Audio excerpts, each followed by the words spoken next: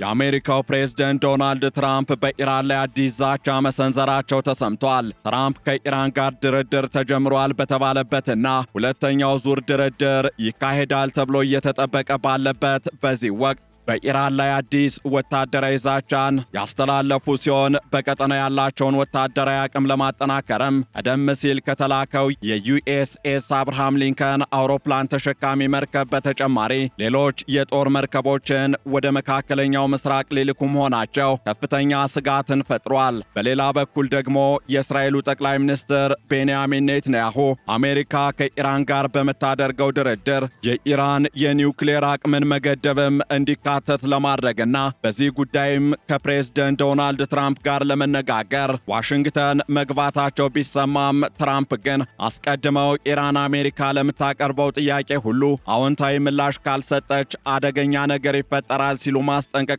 ተሰምቷል። እናም በዕለቱ የኢትዮ ዴይሊ ዓለም አቀፍ ትንታኔ ዝግጅታችን ይህንንና ተያያዥ ጉዳዮችን ልንመለከት ወደድን። ዓለም አቀፍ ትንታኔ ዘገባ ዝግጅቱ ጋር ታሪኩ ጋሹ ነኝ።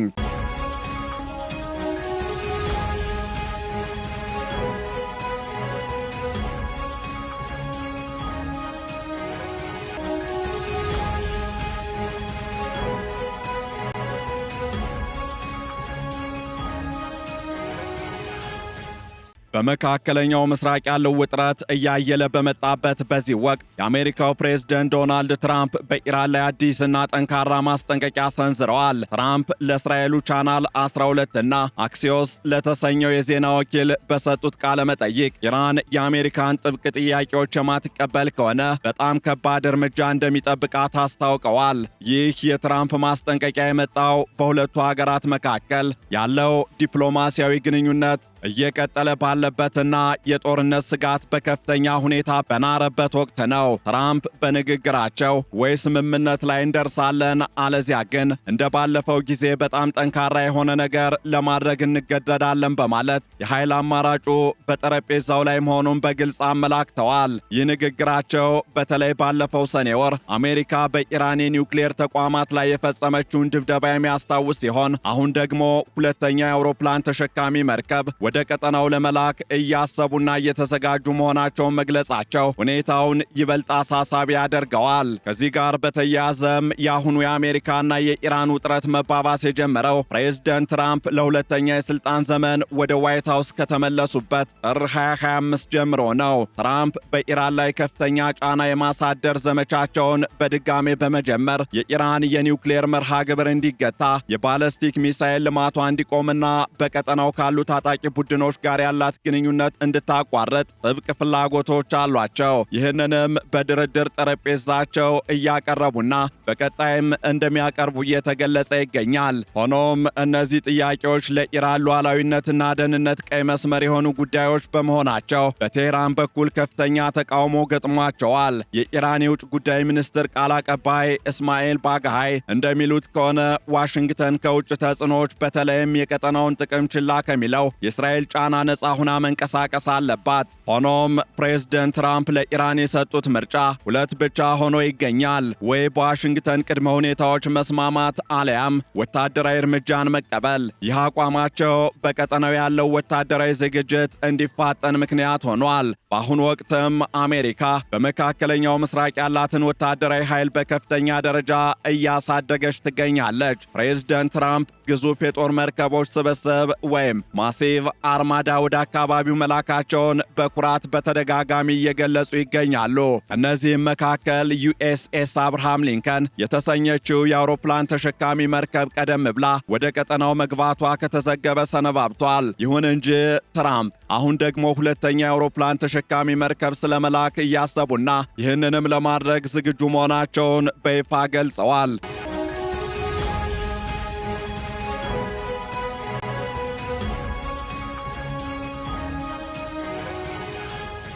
ለዚህም ተመራጭ ሊሆኑ የሚችሉ መርከቦች በአሁኑ ወቅት በእስያ የሚገኘው ዩኤስኤስ ጆርጅ ዋሽንግተን እንዲሁም በአሜሪካ ምስራቃዊ የባህር ጠረፍ አካባቢ የሚገኘው ዩኤስኤስ ጆርጅ ኤች.ደብሊው ቡሽ የተሰኘው መርከብ መሆናቸው ተገልጿል። በተጨማሪም በካሪቢያን ባህር የሚገኘው ዩኤስኤስ ጀራልድ አር ፎርድ የተሰኘው መርከብም እንደ አማራጭነት ተይዟል። እነዚህን ግዙፍ የጦር መርከቦች ወደ መካከለኛው ምስራቅ የመላክ ዓላማው በኢራን ላይ ወታደራዊ ጫና በማሳደር በድርድሩ ጠረጴዛ ላይ እጅ እንድትሰጥ ለማስገደድ እንደሆነ ይታመናል። ይህ የወታደራዊ ዝግጅት ከባህር ኃይል ባለፈ በየብስም እየተስተዋለ ይገኛል።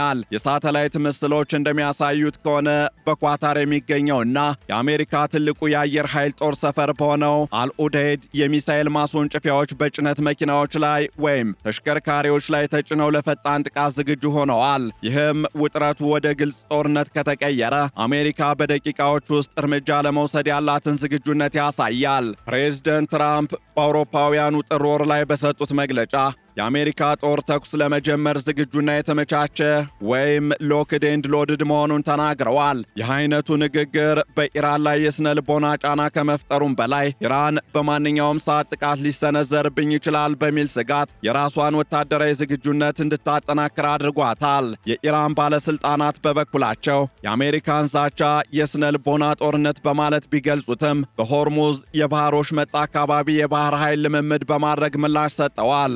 ከዚህ ባሻገርም በኢራን ውስጥ እየተካሄደ ያለው የጸረ መንግሥት ተቃውሞም ለዚህ ውጥረት ሌላኛው ምክንያት ተደርጎ ይነሳል። ፕሬዝደንት ትራምፕ በኢራን መንግሥት ላይ የሚነሱ ተቃውሞችን በግልጽ ደግፈዋል። በጥር ወር መጀመሪያ ላይ እንደ አውሮፓውያኑ የዘመን አቆጣጠር ማለት ነው በቬኔዙዌላ የተካሄደውን ወታደራዊ ኦፕሬሽን በማሳሰቢያነት ጠቅሰው በኢራንም ተመሳሳይ እርምጃ ሊወሰድ እንደሚችል ፍንጭ ሰጠዋል። ፕሬዝደንት ትራምፕ በማኅበራዊ ትስስር ገጻቸው ላይ እንደ ቬኔዙዌላ ሁሉ የአሜሪካ ጦር ተልእኮውን በፍጥነትና በኃይል ለመወጣት ዝግጁ፣ ፈቃደኛና ብቁ ነው ሲሉ ጽፈዋል። ሆኖም የኢራን መንግሥት ግን እነዚህን ተቃውሞዎች አሜሪካና እስራኤል ሀገሪቱን ለማዳከም የጠነሰሱ ሴራ አድርጎ ይመለከታቸዋል። በሺዎች የሚቆጠሩ ሰላማዊ ሰዎች በተገደሉበት በዚህ ተቃውሞ ትራምፕ ለአዳኝነታቸው እንደሚመጡ ቃል ቢገቡም እስካሁን ግን ቀጥተኛ ወታደራዊ ጣልቃ ገብነትን አላደረጉም። ይሁን እንጂ የኢራን ባለሥልጣናት ታዋቂ የተሃድሶ ፖለቲከኞችን ከሲአይኤ እና ከሞሳድ ጋር ግንኙነት አላችሁ በሚል እያሰሩ መሆኑን ገልጸዋል። ይህ በእንዲህ እንዳለ የዲፕሎማሲው ጥረት በኦማን በኩል ቀጥሏል። የኢራን የብሔራዊ ደህንነት ከፍተኛ አማካሪ አሊ ላሪጃኒ ታሪክ አልሰይድ ጋር ተገናኝተው ተወያይተዋል። ኦማን ለረዥም ጊዜ በአሜሪካና በኢራን መካከል እንደ ድልድይ ሆና ስታገለግል የቆየች ሀገር ስትሆን ባለፈው ሳምንት በኦማን የተካሄደው ድርድር አበረታችና ገንቢ ነበር ተብሏል። ይሁን እንጂ ትራምፕ በድርድሩ ላይ ያላቸው እምነት ዝቅተኛ ይመስላል። ባለፈው ጊዜ ጥቃት እፈጽማለሁ ብዬ ስናገር አላመኑኝም ነበር፣ አሁን ግን ምን ማድረግ እንደምችል ያውቃሉ በማለት ኢራንን በትላንትናው ዕለት ዳግም አስጠንቅቀዋል።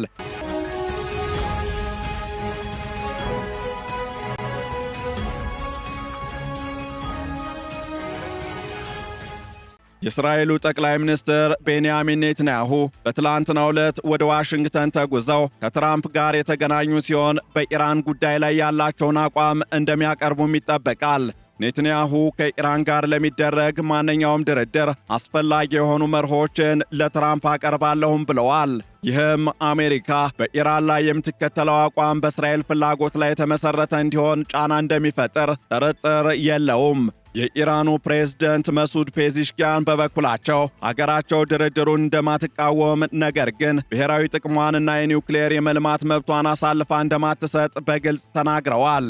የኢራን የኒውክሌር ኃይል ድርጅት ኃላፊ መሐመድ እስላሚ እንደገለጹት ከሆነ ደግሞ ኢራን ያከማቸቻቸውን 60 በመቶ የበለጸገ ዩራኒየም የማቅለጥ ዕድል የሚኖረው ወይም ወደ ዝቅተኛ ደረጃ የመመለስ ዕድል የሚኖረው አሜሪካ የጣለችውን ማዕቀብ ሙሉ በሙሉ ካነሳች ብቻ ነው ብለዋል። ሆኖም ዋሽንግተን ኢራን የበለጸገ ዩራኒየምን ሙሉ በሙሉ ከምድረ ገጿ እንድታስወግድ ትፈልጋለች። የአሜሪካው ምክትል ፕሬዝደንት ጄዲ ቫንስ በአርሜኒያ ጉብኝት ባደረጉበት ወቅት ፕሬዝደንት ትራምፕ በድርድሩ ላይ ያለውን ቀይ መስመር በራሳቸው እንደሚወስኑ ገልጸዋል።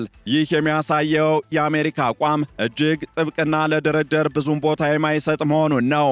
ከዚህ ጋር ተያይዞ በቀጣይ የሚኖረው ሁኔታ አሳሳቢነቱም እያነጋገረ ይገኛል። በአንድ በኩል ዲፕሎማሲያዊ ጥረቶች ቢኖሩም በሌላ በኩል ያለው ወታደራዊ ዝግጅትና የቃላት ጦርነት ቀጠናዊ ግጭትን ሊቀሰቅስ የሚችል አደጋን ፈጥሯል። የነዳጅ ዋጋም በዚህ ውጥረት ምክንያት መዋዠቅን አሳይቷል። ነጋዴዎች የአቅርቦት መስተጓጎል ሊኖር ይችላል በሚል ስጋት ላይ ናቸው። ትራምፕ ኢራንን ወደ ድርድር ጠረጴዛው ለማምጣት የያዙት ስትራቴጂ በጦርነት ዛቻ ድርድርን ማሳካት የሚል ይመስላል። ሆኖም ኢራን ለዘመናት የቆየውን ጽናቷን አሳልፋ ትሰጣለች ወይስ ለአሜሪካ ጥቃት ምላሽ በመስጠት ቀጠናውን ለመቀልበስ ወደሚያስቸግር ቀውስ ውስጥ ትከታለች የሚለው ጥያቄ የብዙዎች አሳሳቢ ጉዳይ ሆኖ ቀጥሏል።